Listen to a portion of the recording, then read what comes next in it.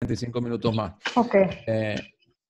Sí, es interesante porque estos planteamientos y todas estas inquietudes que ustedes presentan es lo más importante de estos casos prácticos. Entonces, vamos tratando de, no es que no intervengan, van a intervenir, pero lo que podemos hacer es que entonces planteamos una sesión en un día para poderlos abordar y ir completando también los objetivos de lo que quiero mostrarles, o tratar de hacerlas también durante la semana. Es decir, abordamos a lo mejor el tema en los primeros 45 minutos y después tenemos sesiones para ir trabajando estos planteamientos que ustedes han hecho, como tenemos hasta este momento. ¿Les parece?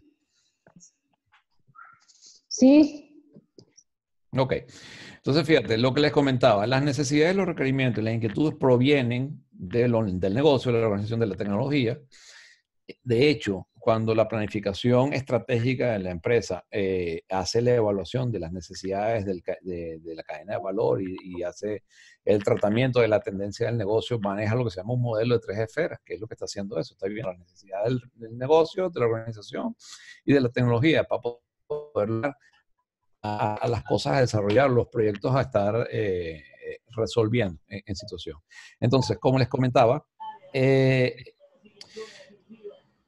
trabajan como sistemas porque están todos integrados, y cuando están integrados significan que la consecuencia de una etapa alimenta, o el producto de una etapa alimenta el proceso siguiente, y establece y hacemos una separación de lo que se llaman fases del proyecto. Es decir, todo proyecto, toda iniciativa que se va a convertir en un proyecto, por lo general, se mueve bajo fases, y ese estándar de fases, o digamos, esa definición natural de fases, que conlleva a que hay una conceptualización de una inquietud o de una necesidad, posiblemente una preparación de su desarrollo, después una ejecución para su implantación, y después un cierre, es decir, lo habilité y veo cuál es el resultado, si funciona o no funciona.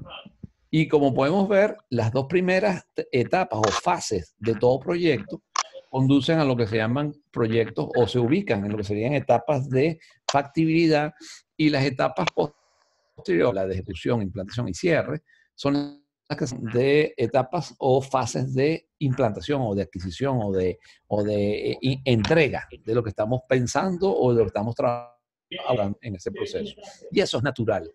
Es decir, todo proyecto o toda inquietud plantea, por ser sistémica, plantea incertidumbre. Es decir, desconozco o desconozco la solución, o desconozco el problema que tengo que abordar, porque no lo tengo claramente definido.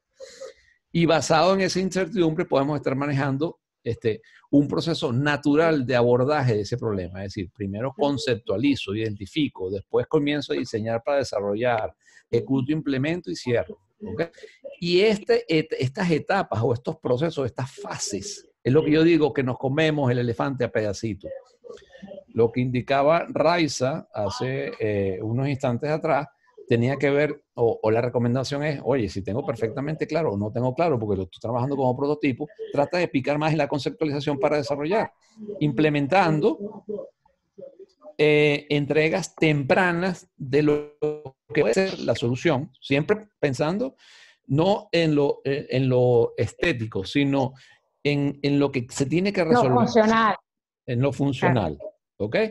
Para volver a estos ciclos, para volver otra vez a estas etapas. Y eso son etapas. Pero todas estas etapas, desde el punto de vista de gestión de proyectos, de gerencia, que es lo que estamos haciendo de forma continua nosotros, nos vamos a estar moviendo siguiendo el principio de Deming. Es decir, entendemos, planificamos, hacemos, actuamos, chequeamos y actuamos. ¿Ok? De manera y este hacer de Deming es lo que nosotros desarrollamos o llamamos ciclo de vida del proyecto, y son las funciones o los procesos propios de la gestión, que es la iniciación, planificación, ejecución, seguimiento, monitoreo, seguimiento y cierre del proyecto. ¿Okay? Son esas 5 funciones que las vamos a estar desarrollando de manera continua. Las desarrollamos, y por eso es que desarrollamos un proyecto, hacemos el proyecto atendiendo lo que manejo de la solución y atendiendo los requerimientos, pero nosotros mentalmente, no mentalmente porque establecemos instrumentos para ello, pero digamos, en nuestra mente lo que está, aparte de eso, está toda la planificación de la administración de todos esos procesos, para lograr que eso se culmine de manera óptima y generemos el producto que es la planificación del proyecto, que es cómo nos vamos a ir moviendo en esa iniciación, en esa planificación, en esa ejecución, seguimiento, monitoreo y cierre del proyecto. ¿Qué son las cosas que voy a utilizar de cada una de esas áreas? Por eso es que cuando nos hacía la pregunta Richard, si trabajo en metodologías ágiles, ¿todo esto que estoy viendo aplica? Sí, sí aplica, sí aplica. Lo que pasa es que la metodología no te lo hace evidente, porque la metodología no está pensada para gerentes de proyectos, la metodología está pensada para desarrollo, para ejecución de unas acciones. Fíjate que en Scrum, el concepto... Ya va, un momento, disculpen.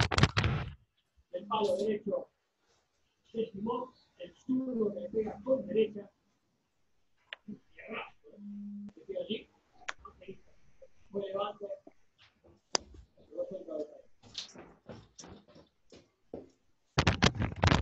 Aló, ajá. Aló. Ajá. En Scrum, una de las cosas que pasa es que la figura como tal de gerente de proyecto no aparece. Aparece la de el Scrum Master y aparece la figura del el Product Owner, el Product Owner, el dueño del producto. Pero no aparece la figura gerente de proyecto como tal, no está.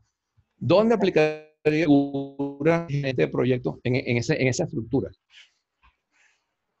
Para aquellos que conocen Scrum, un gerente de proyecto estaría en este caso como el Product Owner, el dueño del producto. El dueño. Y tus líderes técnicos, entonces ahora tienen un nuevo rol, serían Scrum Masters. Ahora, cuando tú estudias los roles que aplican en Scrum para poder trabajar la metodología, a veces te preguntas, wow, mi gente está preparada o tengo el nivel suficiente para que estos líderes técnicos o estas figuras técnicas puedan tener este rol de Scrum Master.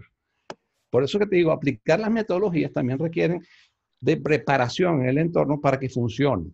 No por la simple metodología voy a obtener los resultados óptimos esperados. ¿Okay? Eso es importante. Manejar Scrum es un reto. ¿Por qué? Porque significa que hay una delegación de funciones al personal técnico para la definición de las actividades y de los productos a tal nivel que no te puedes pelar. Y está buenísimo, porque ellos son los que saben de eso. Pero si tu gente no está preparada para entender que cuando ellos dicen que van a tener esto en 4 horas, van a tener el producto en 4 horas, y que saben que tienen que lanzar tantas líneas de código para optimizar ese rendimiento en esas 4 horas y obtener el producto. Wow, si no tienen esa conciencia o no tienen esa madurez para poder manejar eso, la metodología no te sirve para nada. Entonces te vas a otros esquemas.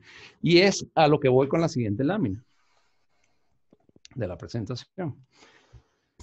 Que es cuando entramos, vamos a saltar esta parte un poquito para poderles llevar a esto. Claro, ahí yo entendería también que no sé, digamos, la capacidad o la madurez de la organización en general, como por ejemplo aquí está aplicando un CMMI para ver los niveles de proceso y por ende de recursos disponibles para poder aplicar no tan solo esto, sino cualquier mejor práctica o estándar, porque por lo general se requiere una especialización y una madurez organizacional para poder aplicar esta metodología. Porque de resto... Sí, no, porque estamos hablando que son metodologías de desarrollo. Fíjate que hoy en día, sí, vienen del área, de las áreas de desarrollo. Entonces, yo no te estoy diciendo que CMM, yo estuve certificado CMM, o sea, yo tuve proyectos en certificación CMM, los llevé a nivel CMM, nivel Capability Maturity Model, en su oportunidad. No te cuento el reto que yo en el nivel 3. Y es lo que les quiero presentar. No, te lo cuento, o sea, no paras de escribir, pero ni bueno, te conviertes en escribano. Y la pregunta al final es, ¿cuántos documentamos? ¿Cuántos hacemos? ¿Por qué documentamos? ¿Por qué la necesidad de documentar de manera tan extensiva todo lo que hacemos? Porque lo que busca en una mejor práctica es que seas repetitivo. Y el repetitivo no es que escribas, el repetitivo es que una vez que esté escrito y el procedimiento funciona, conozcas, aprendas y no vuelvas a caer otra vez en esa situación. Entonces la superas. Si no lo haces, los que trabajan en soporte, ¿cuántos tienen manuales individuales de cómo hacen las cosas y cuánto aprenden por lo que se llama, yo le llamo eso, el soporte folclórico? Es decir, se me presentó un problema con el correo, con el servidor, el MTA. No están saliendo los correos, se llenó las colas y tal. Concha, ¿quién fue yo que le pregunté la última vez? Ah, le dije a Ricardo, me llama Ricardo. Entonces ya resulta que tu chuleta de la resolución del problema de la cola de MTA para el Outlook o para el Exchange fue llamar a Ricardo. No que entendiste que cuando te pasaba este tipo de correos que llegaban con este tipo de anexos y este tipo de situaciones, los encabezados se corrompían y la cola se paraba. Y Claro, no pero ahí sabes. tendría la gestión de conocimiento también un factor importante. Sí, entonces, a donde quiero llevarles con esto es que la situación en la organización, la situación de establecer el marco de referencia para el desarrollo de los proyectos, entonces la organización lo aborda de manera global. La organización lo maneja de manera global, ¿por qué? Y se pega a estructuras de calidad. Y como quiere calidad y quiere que las cosas se hagan con calidad y se hagan en el tiempo, porque la calidad dice que se hace en el tiempo y se logran los productos, entonces establecen reglas y uno tiene que adoptar la metodología que la organización utiliza. ¿Ok? Y es cuando tienes casos como que las organizaciones establecen como metodología de desarrollo, de gestión de proyectos, por ejemplo, entornos controlados como Prince2, que es una metodología, que es FAIR, pero digamos, establecen esto como las mejores prácticas y los llevan a esos entornos. Entonces, lo interesante es que la metodología describe el cómo hacer cosas y la organización lo toma como una manera de hacerse de manera correcta, siempre apegado a buscar calidad. Aparece la certificación y eso también por allí. Y aparecen todos estos esquemas propios en las organizaciones. Y la pregunta es, ¿y todo esto que estoy aprendiendo aplica o sirve para algo de esas metodologías? La respuesta es sí. Nosotros no nos salimos de estos estándares, ¿ok? De hecho, ¿cuántos tienen en su organización que aplican o hay gente en el área de procesos que les están diciendo o los están entrenando para que trabajen los proyectos bajo metodología Six Sigma? ¿La metodología Six Sigma es distinta a esta metodología? No. Lo que establece es una forma de afrontar, de abordar estas 5 funciones que vimos de integración y el resto de las áreas de conocimiento de una manera muy particular. Pero si se fijan, es el mismo principio de Deming en esta parte que aparece aquí. Pero empresas que trabajan bajo Six Sigma. Entonces tú vas a ver que hay gente del área de proceso que habla después con una PMO que a lo mejor es incipiente, que está arrancando, donde ellos dicen, no, PMO, las cosas se hacen así porque yo, que trabajo Six Sigma y estoy certificado, se tiene que hacer de esta manera. Entonces hay que saber comenzar a trabajar ese balance. Y esa es, digamos, esa es la situación real de todo lo que estamos abordando proyectos. Y nosotros lo que estamos aprendiendo es a utilizar los instrumentos estándares, no importa el tipo de metodología a la que estemos manejando. Fíjate que hay empresas que también trabajan en esas metodologías, como Rational, la RUP, que es la que tú estás manejando ahorita. Pero, digamos, fíjate que ese marco de referencia de trabajo, de gestión de proyectos, está orientado a desarrollo de software, también tiene como metodologías propias la JAT y tiene otro que se llama la RAT, que son de IBM, o sea, los que están en IBM. Entonces, te pegas a esos principios, te pegas a esa escuelita y la desarrollas. Y eso no está ajeno a nada de lo que estamos diciendo nosotros hoy, lo que hemos visto hasta ahora. En esta metodología también se documenta y vas a tener que documentar enunciados de proyecto, vas a tener que documentar perfectamente el histórico y la relación de todos los requerimientos, y sobre todo en estas metodologías que tienen productos para hacer eso, para trabajar de forma jerárquica el origen del requerimiento y cómo se va desgranando o se va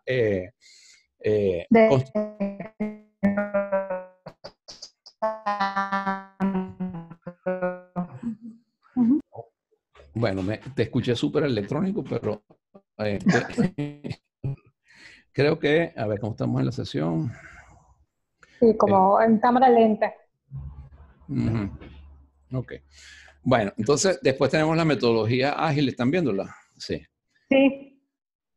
Ok, los métodos ágiles, hay organizaciones que abordan la metodología ágil como el principio de gestión de sus proyectos. Entonces, díganme sobre todo las empresas que salen, no se han preparado, sino que la adoptan como una metodología sin tener una preparación previa y salen a hacer proyectos a la calle. Nada más que la estimación de los costos y la estimación de los entregables. Eso debe ser una locura para el que se esté contratando que no tenga preparación en esa área.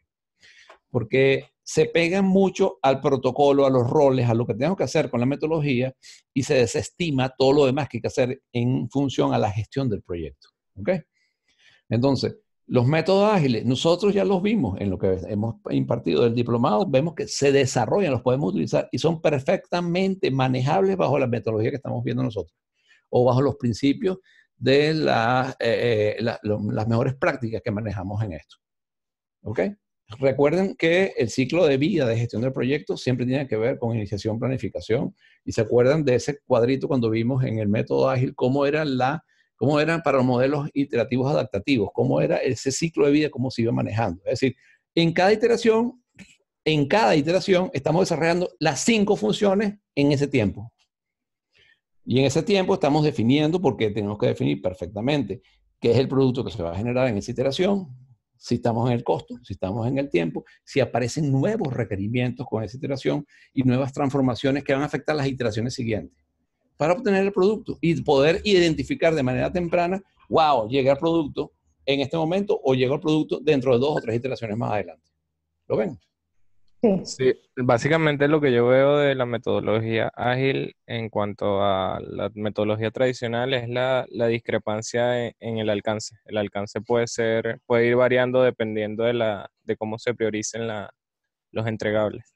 Es correcto, pero fíjate que en una metodología tradicional, si yo logro, porque depende de lo que tenga que hacer, si ese alcance es un alcance súper complejo, es un alcance largo, es un alcance porque tiene que ser así y lo tengo que desarrollar y tiene una complejidad suprema, el método tradicional lo resuelve. ¿Por qué? Porque tiene mucho control y evidentemente para ese tipo de ejercicio, la planificación previa y los tiempos que tú estimes son los necesarios para ello.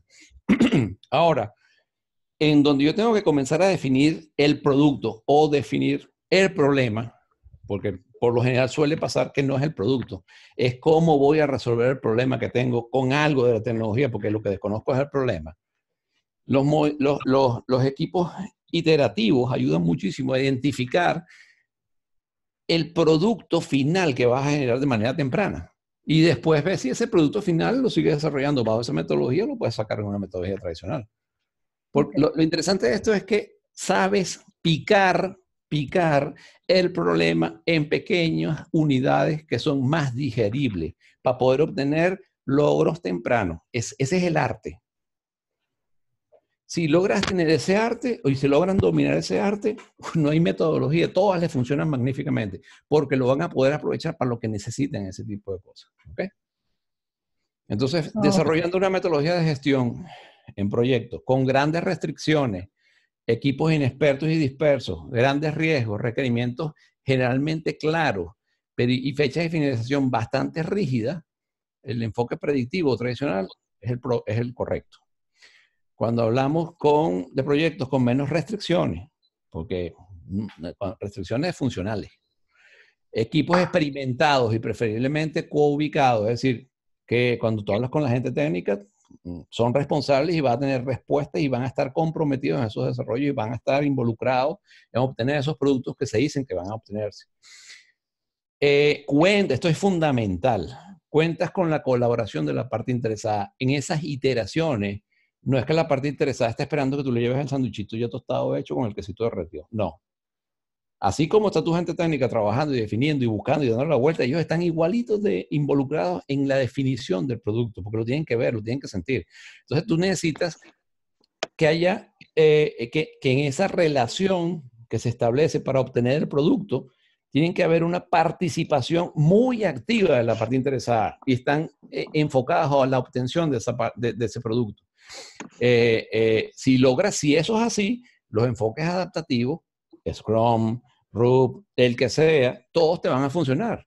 Los riesgos son más pequeños porque tus productos son, digamos, son iteraciones muy cortas o periodos de tiempo muy cortos y el producto que vas a alcanzar en esos tiempos muy corticos es más predecible y la posibilidad de un riesgo alto para no concluirlo no los hay, son riesgos más pequeños. ¿Qué suele pasar allí? No tienes claros los requerimientos, o sea, evidenciamos qué queremos hacer o qué cosas queremos resolver o tenemos claro por dónde moverlo, pero realmente entender la entropía de eso que estoy generando para poder establecer las validaciones de rigor y los comportamientos de rigor y los elementos de rigor para su funcionalidad, los voy a determinar cuando tenga el producto. Entonces, es cuando estos enfoques adaptativos te van pues de perlas, ¿ok? Y hablamos de una programación más flexible, es decir, en la primera instancia obtengo un producto, pero posiblemente después de 5 iteraciones o 6, el producto no se parece en nada a lo que obtuviste en la primera. Ya sea de forma estética o de forma funcional. ¿Lo ven? Sí. Ok. ¿Alguna inquietud? No, no por ahora también. Vale. Entonces, nos quedaban 2 laminitas antes de entrar al caso práctico. No sé si estamos ya sobre el tiempo porque, no veo aquí. Siempre se me va el contador del tiempo de esta sesión, pero creo que vamos bien. Ok. Quería comentarles, si llego allí de manera rápida. Bueno, esto ya lo tienen perfectamente claro. Que quería decirles que 2 cosas. En esos ciclos que nosotros manejamos, iniciación, planificación, mejor dicho, en esos procesos de este ciclo, manejamos acciones y manejamos instrumentos, ¿ok? Entonces, ¿cuáles son las acciones? Cuando estamos hablando de iniciación, estamos definiendo alcances y estableciendo la autorización del proyecto y de sus fases como tal. De planificación, estamos haciendo la elaboración y mantenimiento del plan viable. ¿Y qué es el plan viable? Todo esto que tienen aquí escrito en esta lámina que pueden ver perfectamente. El proceso de ejecución tiene que ver con la coordinación del recurso humano y de los recursos, que pueden ser productos, licencias, cosas que tengan que comprar, no importa todo lo demás. En el seguimiento y control que estamos haciendo, la medición y vigilancia del progreso, es decir, de aquello que planificamos en la etapa del plan viable, y el plan viable tiene que ver con la consecución del producto y el desempeño del presupuesto que hemos establecido para ello. Y en la etapa de cierre o en el proceso de cierre tiene que ver con la formalización de la aceptación del entregable y cierre de forma eficiente del proyecto. Cierre eficiente del proyecto, es decir, del proyecto no solamente concibe cómo va a recibirlo quien lo recibe en operaciones o quien lo va a desempeñar en operaciones, que es parte del cierre, sino que también se concibe que una vez que eso está estabilizado y puesto, o sea, yo presento los resultados y rendimientos de cuentas de lo que se hizo en el proyecto, no solamente de cómo ejecuté los costos, sino las estrategias de cómo las abordé, todas las cosas que fueron efectivas en el desarrollo del proyecto para ponerlo en práctica en otros proyectos y a otros gerentes de proyectos. ¿Ok? Entonces, esos procesos responden a acciones y esas acciones responden a instrumentos. ¿Y cuáles son los instrumentos? Todo lo que hemos visto en el diplomado. En el área de iniciación estamos hablando del enunciado del proyecto, la identificación de la parte interesada, las estrategias de gestión de la parte interesada, las reuniones de kick-off. En la parte de planificación, todo lo que es la descomposición del WBS, la planificación del cronograma de actividades, la estimación de los costos y la procura de los recursos. En la parte de ejecución, todo lo que tiene que ver con el seguimiento al equipo, la asignación de actividades, el control de los cambios o la aparición de controles de cambio o de alteraciones a los alcances preestablecidos. En el de seguimiento tiene que ver con cómo vamos, la relación trabajo-producto, cómo se va ejecutando según ese plan previsto, y en el cierre lo que ya les indicamos. Siempre, siempre, y esto es una premisa, no importa la metodología que estamos utilizando, $1 invertido en planificación equivale a 100 al momento de su implantación. ¿Por qué? Si yo sé por dónde tengo que abordar las cosas cuando lo estoy desarrollando, voy a obtener el producto correcto. ¿Se acuerdan de ese principio que dice basura que entra, basura que sale? Bueno, más o menos se aplica a este mismo principio cuando hablamos de planificación. ¿Alguna pregunta? No. No por ahora. Ok. En esta lámina, básicamente es una relación, lo que les quiero mostrar es la relación de las áreas de conocimiento con las funciones de la gestión de proyectos y los entregables que se están, digamos, los instrumentos que se estarían trabajando en cada uno de ellos. Es lo mismo. Ok. Ya en aras del tiempo de lo que tenemos previsto vamos a avanzar, vamos a hacer la presentación del caso práctico. Ok, el caso práctico que vamos a manejar en estas sesiones de aquí hasta el 21 tiene que ver con la mejora de un portal web de gestión de proyectos. Y lo vamos a estar desarrollando en principio bajo un enfoque predictivo, que quiero incorporarle también el enfoque Scrum para que vean cómo lo estamos abordando desde el manejo y uso de estas áreas de conocimiento y el ciclo de vida de gestión de proyectos. Ok, vamos a identificar un poquito aquí. Ok, entonces vamos a entender que vamos a estar desarrollando en este caso práctico. Básicamente lo que vamos a estar es entendiendo a partir de una discusión del tema que se está manejando en ese caso práctico, del planteamiento del caso práctico, lo que vamos a ir viendo es cómo el gerente del proyecto, si no me equivoco, aquí no está. Ok.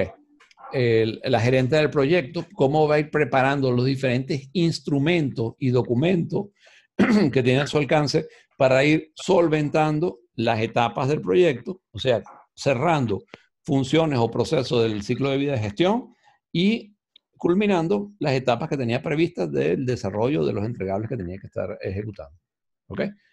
Y vamos a ver cómo hace uso de esos instrumentos, no solamente por llenarlos y tenerlos adecuadamente cumplimentados, sino que esos instrumentos son elementos de altísimo valor para gestionar las comunicaciones, generar e influir en la parte interesada y lograr conducir las acciones, la energía digamos, de todo el equipo en la consecución de las actividades y de los logros que tiene en el proyecto. ¿Lo ven? O sea, no tenemos todos estos instrumentos y todos estos formatos y todos estos templates o plantillas simplemente para cumplimentar un llenado y dejarlo ahí. Son instrumentos que nos ayudan al pensar, al establecer estrategias. Y esas estrategias, o mejor dicho, esas acciones tienen que verse desde un punto de vista táctico y operativo. Y vamos a estar entrando en ese juego de táctico operativo de manera continua todo el tiempo. Y para poder pensar en esas acciones tácticas y operativas, tenemos que poder tener capacidad de ver el bosque, y para ver el bosque nos ubicamos en las áreas de conocimiento. Es decir, tengo que pensar en la definición del alcance. ¿Estoy en el alcance correcto? Sí, no. Cuando estoy hablando del equipo, estoy en ejecución, ¿qué tengo que ver? Y poder ir deslastrando y, ¿cómo se dice? Haciendo una descomposición de cada una de esos momentos dentro de lo que es la gestión del proyecto. Y los instrumentos nos ayudan a hacer esas actividades o a hacer esas acciones de manera eficiente y eficaz, porque son las mejores prácticas que se han utilizado hoy en día en la gestión del proyecto. Y eso es lo que vamos a ver en el caso práctico. Todo el set de plantillas que vamos a ver en este caso práctico lo tienen en el portal y lo pueden descargar del portal. Este es un archivo .zip. Antiguamente estaba en la sesión de la semana 12. Voy a hablar con Jonathan para ver dónde quedó. Asumo que sigue estando en esa misma semana. Sí, ya ¿Ok? lo pudimos descargar. Están todos los formatos que se utilizan en gestión de proyectos. De hecho, el contenido que tienen cada uno de esos formatos hace referencia a este caso práctico. Es decir, que una vez que veamos el esquema de lo que es el planteamiento del caso práctico que vamos a estar desarrollando, que es esta acción de mejoramiento del portal web de gestión de proyectos de una empresa. Si quieren ver detalles del caso de negocio, detalles del enunciado del proyecto, simplemente abren el documento plantilla que tienen allí y van a ver los detalles que esta gerente de proyecto colocó para su desarrollo y su ejecución. ¿Ok? Los pueden utilizar en sus organizaciones, eso les pueden poner cambios en los colores, eso es open source, por decirlo de alguna manera. ¿Ok? Pero digamos, ya tienen, a partir de ahora ya tienen estos instrumentos a su disposición. Y la idea es que los sepan utilizar y los sepan manejar para los proyectos que están abordando o que están gestionando en este momento. ¿Ok? Ok. Bueno, Miguel, una pregunta. Dígame. Este caso práctico, básicamente, ¿cuál es la finalidad? Es ver cómo una jefe de proyecto se fue desarrollando a medida que transcurría el proyecto. ¿Es esto o necesitamos nosotros dar opiniones e intervenir en este caso práctico? Es como lo que dijiste son las dos cosas, pero digamos, lo que vamos a ver en el proyecto es cómo esta gerente de proyecto, Erika Round, desarrolló la gestión de ese proyecto. Qué cosas utilizó, cómo las utilizó y con qué cosas se encontró cuando lo estaba utilizando. Y a partir de esa experiencia, comentar cómo nosotros lo vemos, si lo aplica o no aplica, o qué cosa transformaríamos o qué cosa haríamos en esas situaciones. Ok, perfecto. ¿Okay? Estamos partiendo, ¿qué estamos haciendo en este caso? ¿Qué tipo de diagnóstico o análisis estamos haciendo? Aquellos que están en ingeniería, que están en el área de TI. cuando estamos haciendo, tienes un patrón comparativo y quieres ver ese comportamiento, a ver si te aparece o no en tu área. ¿Cómo se llama eso? Benchmark. Un benchmarking. Estamos haciendo un benchmarking de gestión de proyectos a partir de un caso de proyecto de web, de un desarrollo web. ¿Ok? Ok. Entonces, ¿qué es lo interesante? Lo que quiero con esto es que rompan, hagan una ruptura de eso que están acostumbrados a hacer de manera continua y de manera eficiente y perfectamente bien, que es seguir pasos. En gestión de proyectos hacemos seguimientos de pasos a partir de las acciones estratégicas y tácticas que hemos determinado. ¿Ok? Es decir, gestión de proyectos no es entrar en la etapa de iniciación y resolver los 5 documentos que hay que hacer en la iniciación. Eso no es gestión de proyectos. Gestión de proyectos es entender cuál va a ser el estilo de relacionamiento que tengo con la parte interesada y aprovechar los instrumentos que necesito para ver con esa parte interesada, cuando yo presente el enunciado del proyecto, si no me está quedando nada por fuera, que me esté sacando mío, me pueda poner en riesgo más adelante las actividades que vaya a cometer, que me esté quedando por fuera o me esté quedando bajo presupuesto porque no consideré o no visualicé o no pude anticipar a las personas que esto tenía estos riesgos implícitos. ¿Ok? Esas son las acciones tácticas, esas son las acciones estratégicas que vamos a estar desarrollando de manera continua en la gestión de proyectos. Entonces, no es llenar documentos, es saberlos utilizar para nuestro provecho. De hecho, en este caso práctico van a ver una cosa que no es estándar, no es parte del PMI, que es la preparación inicial. Pero ¿por qué Erika Round en este caso aborda esa preparación inicial del proyecto a partir de una reunión que tuvo con la persona que le esté indicando tú quieres hacer esto en la empresa?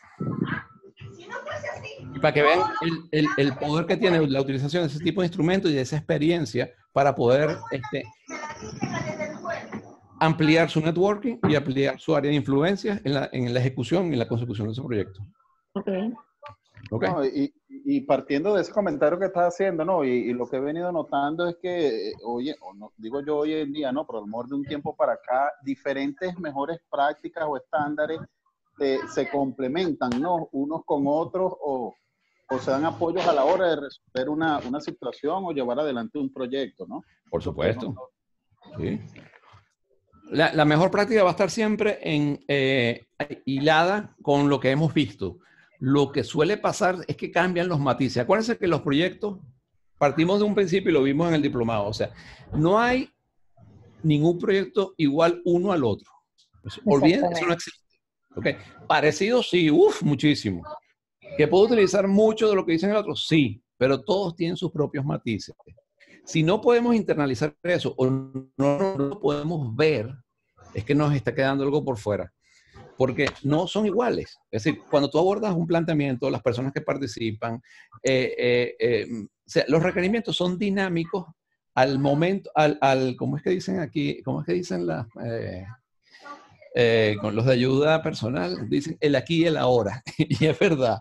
Los requerimientos están sujetos al aquí, ¿cómo se dice? Al aquí y a la hora. Es decir, hoy y en este momento tienen un sentido y mañana tú no sabes si hay algunas condiciones especiales, una condición X, lo que sea, una legislación nueva, X, tú no sabes qué, que hacen que cambie. Es decir, un requerimiento planteado por un supervisor de hoy, tú no sabes si en 2 días esa persona la trasladan, la mueven de sitio, uno no tiene ni idea de cómo puede transmutarse o transformarse ese requerimiento. Entonces, evidentemente, como nuestra misión es identificar si eso que estamos abordando está alineado con las necesidades del negocio, de la organización y de la cadena de valor a la que estemos generando dentro de la organización o dentro de donde estemos trabajando, eso es lo principal. Para poder deslastrar los sueños de lo que tienen que hacer, o sea, para poder deslastrar el trabajo y los productos que vamos a desarrollar. Aterrizarlo, claro. De los sueños de otros que no tienen ni sentido lo que están hablando ya. Y aterrizarlo. A mí me ha pasado que estaba en proyectos donde lucían súper interesantes. Las iniciativas como proyectos lucían súper interesantes. Y cuando empezamos a abordarlas, resulta que eran,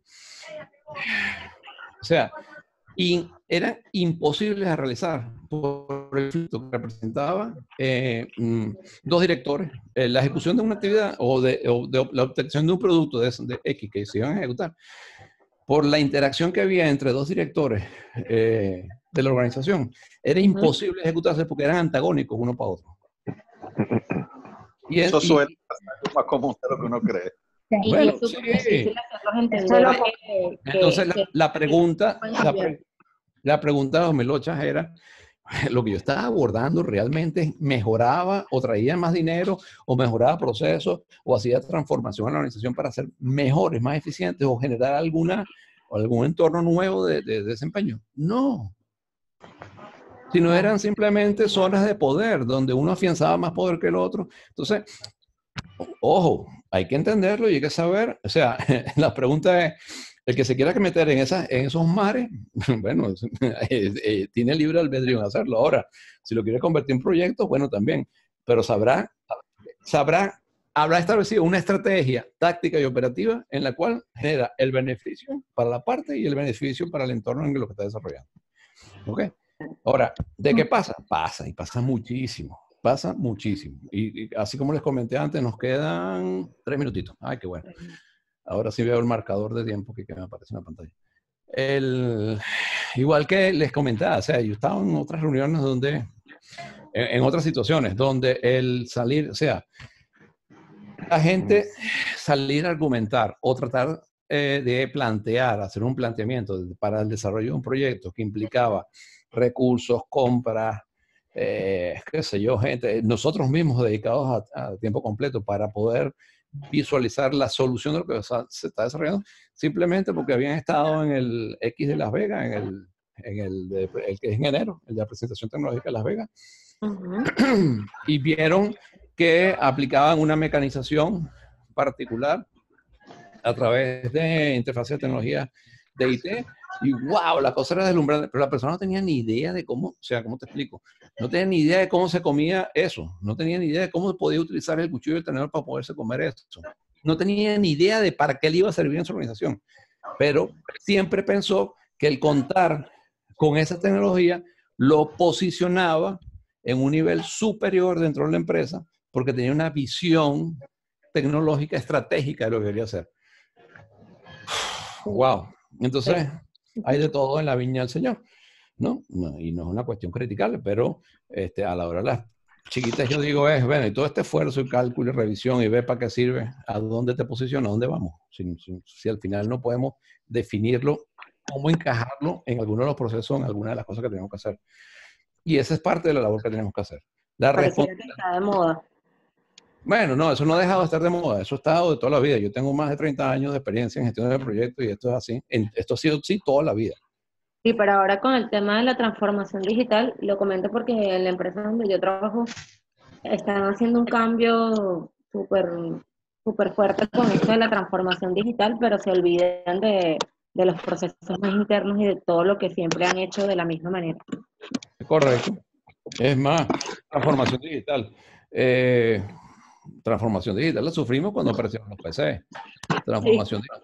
O sea, son año 2000, ¿se acuerdan del famoso año 2000? Ahí hicimos una transformación digital de 1000 demonios. Ahora hablan de la revolución industrial 4.0. Exacto.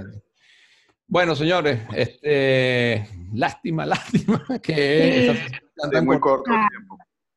Por lo general estas sesiones eran antes de 3 horas, ¿ok? Les digo. Y las pensábamos de 45 minutos y eran 3 horas por estas líneas. Pero bueno, nada. Entonces coordinamos en los próximos días para ver cuándo tenemos otro. ¿Qué les ha parecido? Sí, porque está corto. Sí.